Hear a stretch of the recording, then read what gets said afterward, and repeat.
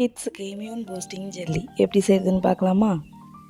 கிட்ஸுக்கு கோல்டாக இருக்க டைமில் நம்ம என்ன தான் சிரப் எல்லாமே கொடுத்தா கூட அவங்க ஒழுங்காக குடிக்கவே மாட்டாங்க. ஸோ இந்த மாதிரி அவங்களுக்கு செஞ்சு கொடுத்து பாருங்கள், அவங்களுக்கு எல்லாமே கிளியர் ஆகிடும். இப்போ நம்ம ஆரஞ்சு கட் பண்ணி எடுத்துக்கலாம். அதை கட் பண்ணி எடுத்துக்கிட்டு ஆரஞ்சு புளியறதுல வச்சு நம்ம எல்லாத்தையும் பிழிஞ்சு நம்ம ஜூஸ் எடுத்து வச்சுக்கோங்க தனியாக.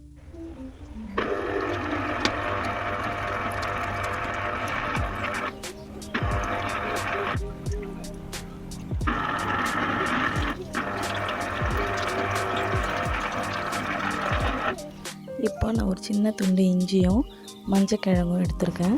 மஞ்சள் இந்த மாதிரி உங்கள்கிட்ட இல்லைன்னா நீங்கள் டர்மரிக் பவுடர் கூட யூஸ் பண்ணிக்கலாம். நீங்கள் இதை தனியாக இதை ரெண்டுத்தையுமே அரைச்சி ஜூஸாகவும் எடுத்து நீங்கள் ஆரஞ்சு ஜூஸோடு மிக்ஸ் பண்ணலாம். நான் இங்கே துருவிட்டு அதுக்கப்புறமா ஜாரில் ஆரஞ்சு ஜூஸ் கூடவே போட்டு நல்லா அரைச்சிக்க போகிறேன்.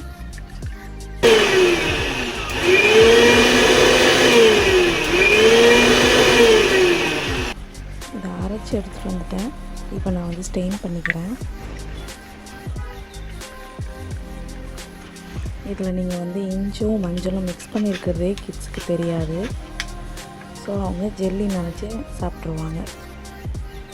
இப்போ வந்து ஸ்வீட்னஸ்க்கு நான் ஹனி வந்து ஆட் பண்ணிக்கிறேன். ஏன்னா சுகர் சேர்க்க வேண்டாம் அப்படின்றதுனால நான் ஹனி சேர்த்துருக்கேன்.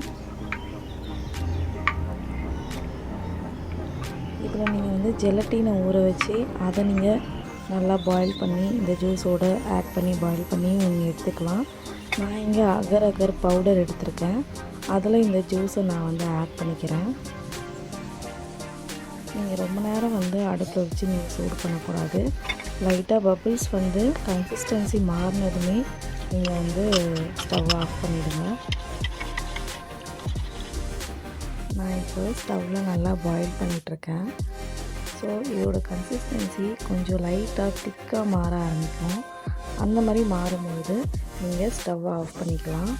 ஒரு 2 மினிட்ஸ் நார்மல் டெம்பரேச்சர் வந்ததும் நீங்கள் எடுத்து உங்களுக்கு பிடிச்சமான மோல்டில் போட்டுக்கலாம்.